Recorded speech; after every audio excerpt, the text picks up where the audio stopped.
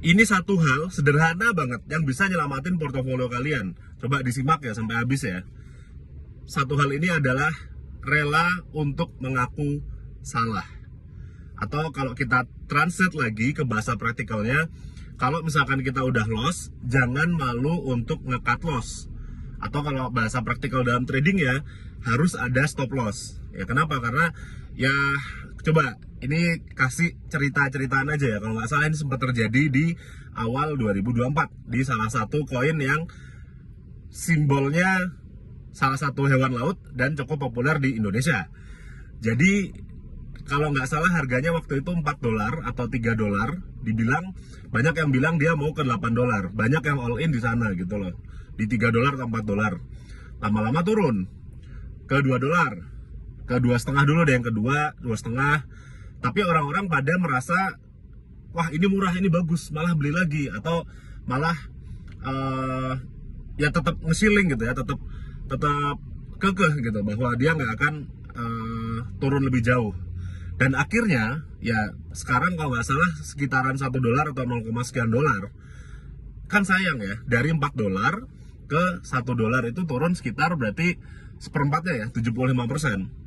Coba bayangin kalau misalkan nih di $3 atau di $2,5 kita mau mengakui kesalahan dan kita cut loss, duitnya ya kan loss sedikit ya, dari $4 ke $3 itu loss kurang lebih 25%. Ya 25%. Kita loss, kita cut loss masih ada duitnya 75%.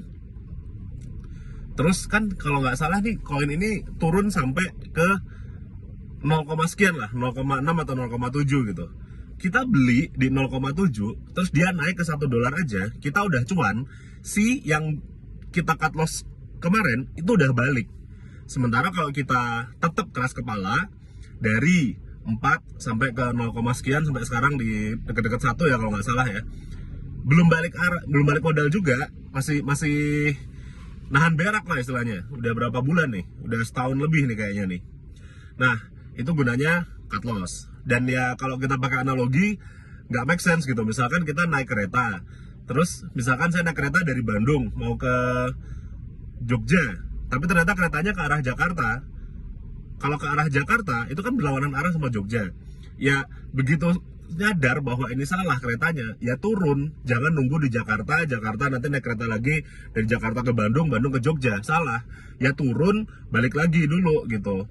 Ya harus rela, karena kalau nggak gitu, pertama buang-buang waktu, kedua buang-buang duit. Ya kayak gitu. Terus ya mungkin kalau misalkan yang bilang, bang tapi kalau cut loss nanti nggak bisa hold apa segala macam, diamond hand bla bla bla bla bla. Nah ini kita harus ngebedain. Pertama, sebagai investor sama sebagai trader. Ya kalau misalkan kita sebagai investor ya it's fine lah gitu. Dan kalau sebagai trader cut loss itu harus, karena kalau nggak ya kita akan kesunat terus ya si capital kita. Dan sebagai investor itu udah ada plan, kita nggak all in.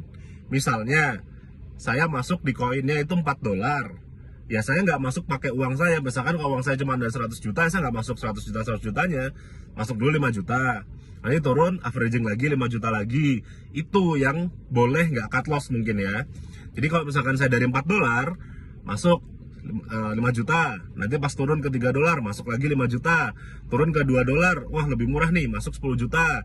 Nanti begitu naik dikit udah cuan gitu, nggak perlu nunggu-nunggu. Kan kebayang kalau misalkan kita nggak mau cut loss ya. Ini contoh yang lain. Kalau kita nggak mau cut loss dari sejak 2017 pas Bitcoin dulu harganya $20.000, dari 2017 itu butuh waktu sampai akhir 2020, 3 tahun baru bisa balik modal. Sama dari 2021 pucuk atasnya 69.000 itu dari 2021 sampai baru 2024 awal. Ya 2 tahun, hampir 3 tahun juga sama. Itu ya kan nggak make sense kita nahan berak ibaratnya kan. Ibaratnya mendingan duitnya bisa dipakai buat yang lain gitu, walaupun ke cut loss dikit gitu. Itu dampaknya ada opportunity cost dan segala macamnya. Oke? Nah, kalau buat investasi gitu, kalau buat trading ya apalagi kita mainan yang pakai leverage ya, margin, futures gitu. Kalau misalkan kita nggak mau cut loss ya tinggal tunggu waktu kita kena likuidasi atau hilang semua duitnya.